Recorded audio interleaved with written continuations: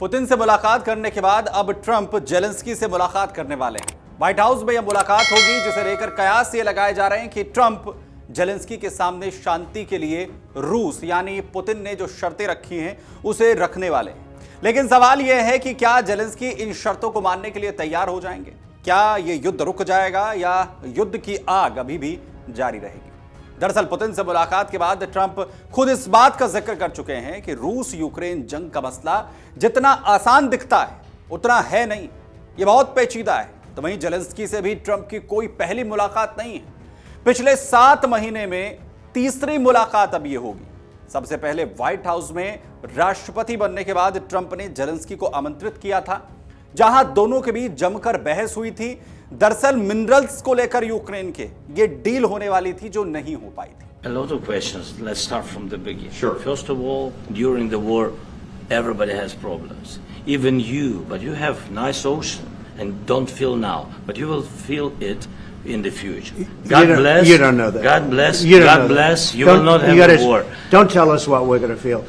We're trying to solve a problem. Don't tell us what we're going to feel. I'm not telling you. Because I'm you're in no answering on position this to question. dictate that. That's Remember exactly what this. I'm not You're in dictating. no position to dictate what we're going to feel. You We're will- going to feel very you will good. feel influenced. We're going to feel very I'm good and telling very you, strong. You will feel influenced. You're right now not in a very good position. वहीं हालात ये हो गए थे कि Zelensky बीच में ही meeting छोड़कर चले गए थे। वहीं अमेरिका के उपराष्ट्रपति जेडी वेंस भी इस मुलाकात में शामिल थे, जिनसे भी जेलेंस्की ने बहस की थी। तो वहीं व्हाइट हाउस से निकलकर यूक्रेन जाने के बाद सोशल मीडिया पर जेलेंस्की ने अपने तेवर कुछ कम किए थे और बातों को नॉर्मल करने की कोशिश की थी। तो वहीं ट्रंप के तेवर फिर भी गर्म नजर आए थे, क्योंकि ट्रंप ने इसके बाद यूक्रेन को मदद में कटौती की बात कह दी थी। वहीं हाल ही में ट्रंप और पुतिन की मुलाकात के बाद यह अंदाजा लगाया जा रहा था कि रूस यूक्रेन जंग का कोई हल निकलेगा। लेकिन 3 घंटे अलास्का में मुलाकात चली।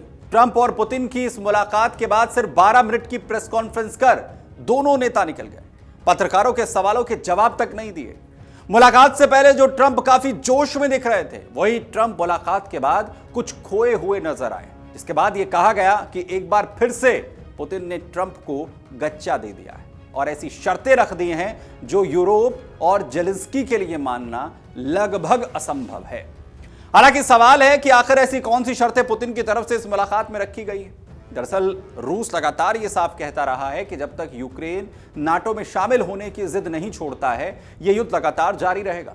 इसके अलावा जानकारों का यह भी मानना है कि पुतिन ने साफ शब्दों में कह दिया है कि जो कब्जा रूस की तरफ से क्रीमिया, डोनेस्क और लोहांस्क पर किया गया है, उसे किसी भी सूरत में यूक्रेन को नहीं दिया जाएगा। रूस अभी तक करीब 20% यूक्रेन पर कब्जा कर चुका है, जिसे छोड़ने से रूस इनकार कर रहा है। डोनेस्क यूक्रेन के पूर्वी हिस्से का एक इलाका है, जिसे डोनबास क्षेत्र का हिस्सा माना जाता है। दरअसल यह इलाका कोयले की खदानों और हैवी इंडस्ट्रीज के लिए जाना जाता है और आर्थिक रूप से यूक्रेन का सबसे समृद्ध इलाका है। वैसे तो ट्रंप और पुतिन की बंद कमरे में मुलाकात हुई, इसकी कोई जानकारी सामने नहीं आई है। लेकिन सोशल मीडिया प्लेटफॉर्म ट्रुथ पर जो कुछ जेलेंस्की और यूरोप के नेताओं की मुलाकात से पहले लिखा गया है, वो इसी ओर इशारा कर रहा है।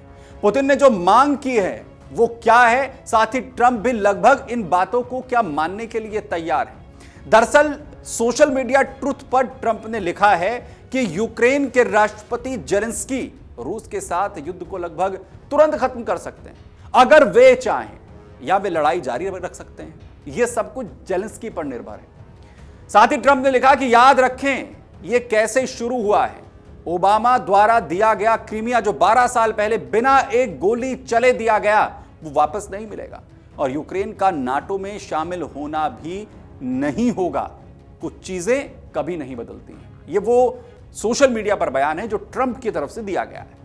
यह बयान साफ साफ बता रहा है कि ट्रंप के दिमाग में आखिर क्या चल रहा है। साथ ही जेलेंस्की और यूरोप के नेताओं के साथ जो मुलाकात ट्रंप करने वाले हैं, उससे पहले इस बयान को दबाव की रणनीति के तहत भी देखा जा रहा है।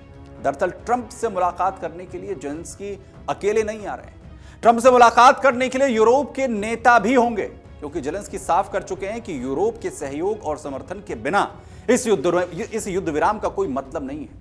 इस मुलाकात में यूरोपीय यूनियन की अध्यक्ष Ursula von der Leyen, NATO महासचिव Mark Rutte, British PM Keir Starmer, German chancellor Friedrich Merz, फ्रांसीसी राष्ट्रपति इमैनुअल मैक्रो और इटली की पीएम जॉर्जिया मेलोनी भी शामिल होंगे। वहीं इस मुलाकात में जेलेंस्की एक बार फिर से अपनी मांगों को दोहरा सकते हैं। इसमें साफ तौर पर वो 3 मांगे यहां पर रख सकते हैं। पहली, यूक्रेन में आम लोगों की हत्याएं बंद हो। दूसरी, रूस पर और ज्यादा प्रतिबंध लगाए जाएं।